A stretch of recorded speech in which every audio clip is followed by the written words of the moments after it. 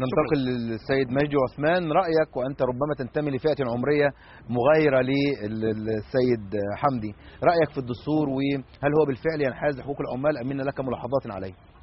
هو بالطبع الدستور دستور شكل ما الأستاذ حمدي قال دستور مرحلي ممتاز.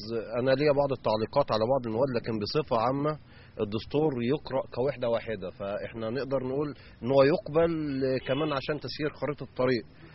أنا بعتبر إن المادة 13 هي المادة العمالية بجدارة في دستور 2013-2014، المادة اللي بتنص على إن العامل إن الدولة بتلتزم بالحفاظ على حقوق العمال، وطبعا العمال دائما وأبدا لهم مشاكل بينهم وبين الدولة.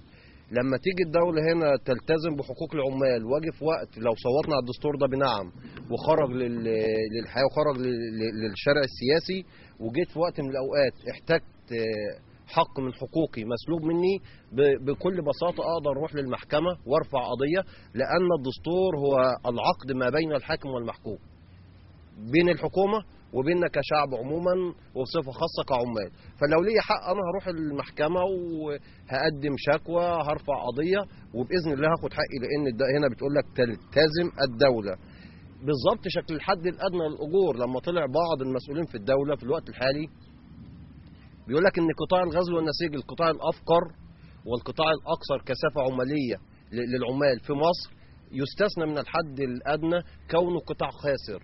العامل ملوش ذنب بأن القطاع خاسر أو غير خاسر، لأن العامل مش هو سبب الخسارة، إنما آليات الخسارة وآليات المكسب بيملكها آخرون.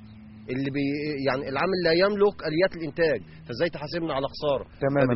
نرفض ترفض ماذا؟ نقبل الدستور ونرفض استثناء العمال من الحد